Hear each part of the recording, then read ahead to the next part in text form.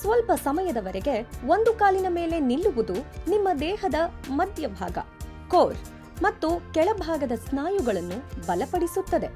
ಅಭ್ಯಾಸ ಸಂಖ್ಯೆ 26. ಒಂದು ಕಾಲಿನ ಮೇಲೆ ನಿಲ್ಲಿ.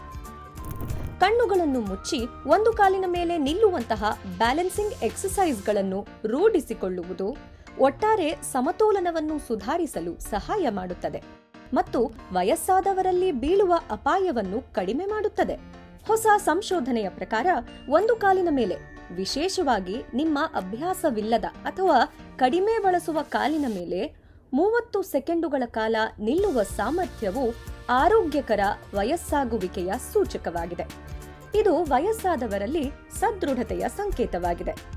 ಇದನ್ನು ನಿಮ್ಮ ದೈನಂದಿನ ದಿನಚರಿಯ ಭಾಗವಾಗಿಸಿಕೊಳ್ಳಿ ಮತ್ತು ಸಮಯ ಕಳೆದಂತೆ ನಿಧಾನವಾಗಿ ನಿಮ್ಮ ಬ್ಯಾಲೆನ್ಸ್ ಹೆಚ್ಚಿಸಿಕೊಳ್ಳಿ. ನೀವು ಈ ಹೊಸ ಅಭ್ಯಾಸವನ್ನು ಪ್ರಾರಂಭಿಸುತ್ತೀರಿ ಮತ್ತು ನಿಮ್ಮ ದಿನನಿತ್ಯದ ಜೀವನದಲ್ಲಿ ಬದಲಾವಣೆಯನ್ನು ಕಾಣುತ್ತೀರಿ ಎಂದು ಆಶಿಸುತ್ತೇವೆ.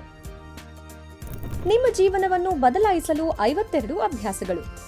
ಪ್ರತಿ ವಾರ ಹ್ಯಾಪಿಯೆಸ್ಟ್ ಹೆಲ್ತ್ನಲ್ಲಿ ಇತ್ತೀಚಿನ ಸಲಹೆಯನ್ನು ಪಡೆಯಿರಿ.